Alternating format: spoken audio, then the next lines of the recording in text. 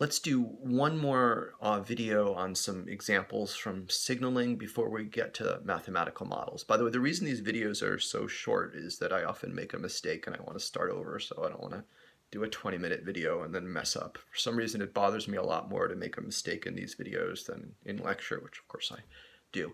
Anyway, so some examples of signaling. So you probably have heard of the story in the Bible of Solomon and why he was so wise. So two women came to King Solomon saying, hey, this baby is mine, and they hadn't invented DNA testing yet. So Solomon said, all right, well, you're each claiming it's yours. I don't know how I'm supposed to tell, so I'm just going to cut the baby in half.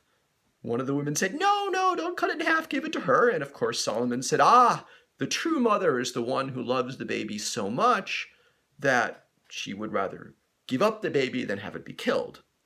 Now, this is closer to the example of signaling that got that got Achilles to join than got Odysseus to join. Because if the mother had realized what was going on, both of them, they both would have said, oh, don't kill the child. But I think this story can work if you think, it was the woman who was really the mother who had more of emotional attachment and who would be the first one to say, no, I'd rather not have the baby. So the story of King Solomon that kind of relies on some irrationality, which, might entirely be reasonable. Another great myth, this is from Roman mythology, is this guy, and I can't pronounce his name. I'm going to call him Marcus. It's not even close. Marcus Savelia. Marcus Savelia. No idea. Anyway, this was when Rome was just a tiny little city, wasn't in any way a major power. So the city of Rome was besieged. And, a powerful kingdom came. They had surrounded the city of Rome. Rome was in trouble.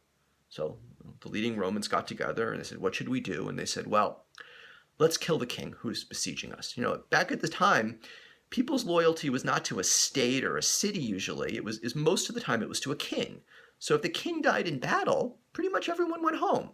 So the Romans said, look, we can't, we're going to have trouble defeating the army. Maybe we can't. Let's assassinate the king. And, they realized probably the person who tries to assassinate the king is going to die, but, they were Romans. They were willing to do that.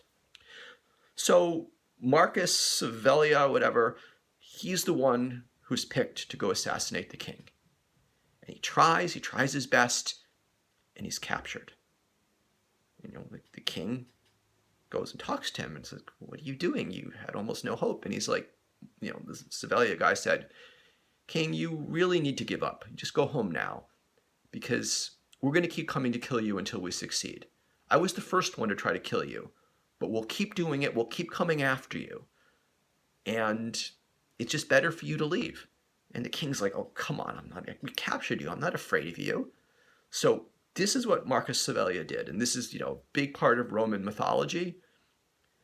What he did was he walked over to a fireplace and he put one of his arms in the fire and he let it burn off. And he didn't scream in pain at all. And the king looked at this guy and he's like, holy crap, I don't want a bunch of crazed assassins who don't feel pain and don't fear death to come after me. So he left. So essentially, you can see this guy, the Roman created a separating equilibrium. He wanted to prove to the king that Romans were different. They were so much braver and more fearless and stronger, and just they really would keep coming after him. But how do you know? The guy's captured. He knew he was probably going to die anyway, so he had, of course, an incentive to lie. So he proved to the king how just utterly horrible Romans were to face in battle by, burning his hand off in fireplace and not screaming on pain. So he basically created a separating equilibrium between himself and lesser men. Again, this probably never happened, but it's a huge. This is something every Roman child would have been taught, as this is the proper behavior of a Roman. This is the courage you show in devotion to your city.